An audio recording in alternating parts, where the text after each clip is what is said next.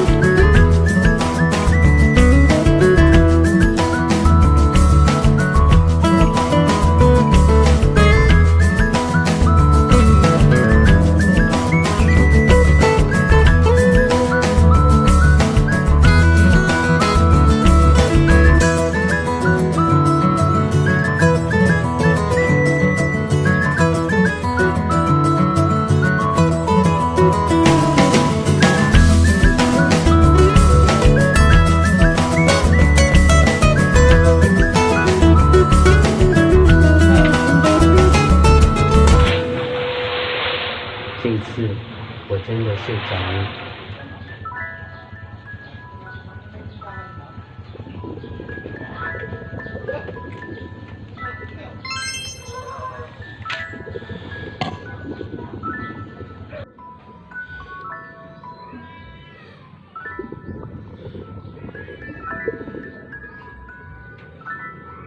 Rosina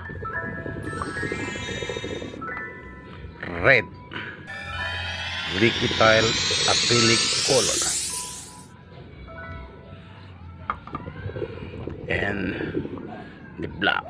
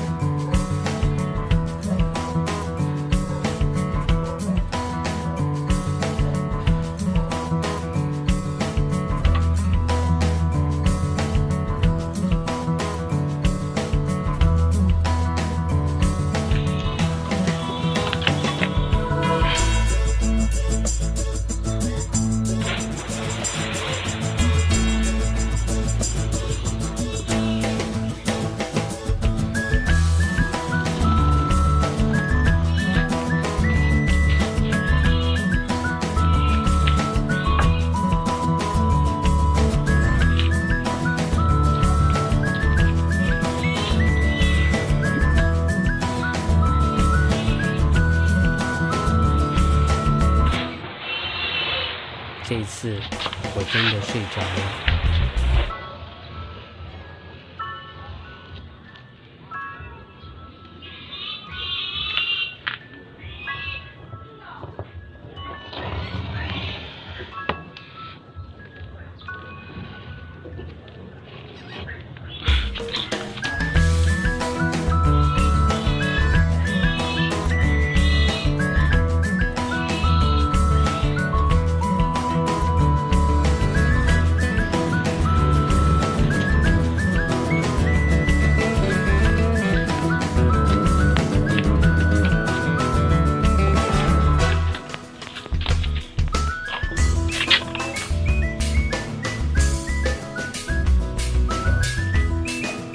Special design. Nante, otro no. So, ahora mira vosotros cómo forma yung mga samay de palo no. So, así na lang mga kapaparts. El design, el cama. So, open up para donde pone el mga bedsheets.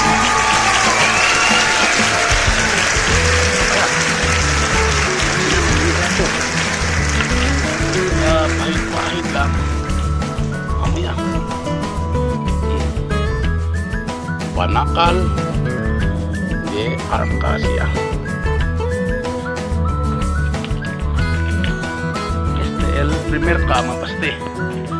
So ligapos cama adentro kita del cuarto manassemble.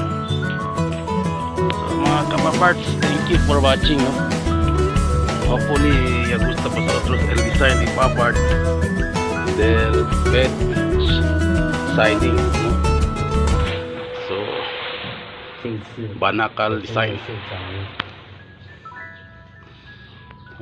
Taki. Wow. Pwede kita kung si pone luz para si Abri arde pronto miral o sa laman adentro.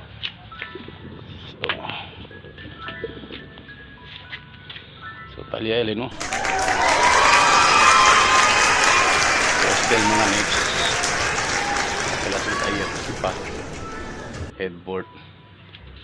So taki pa sidings para alas arriba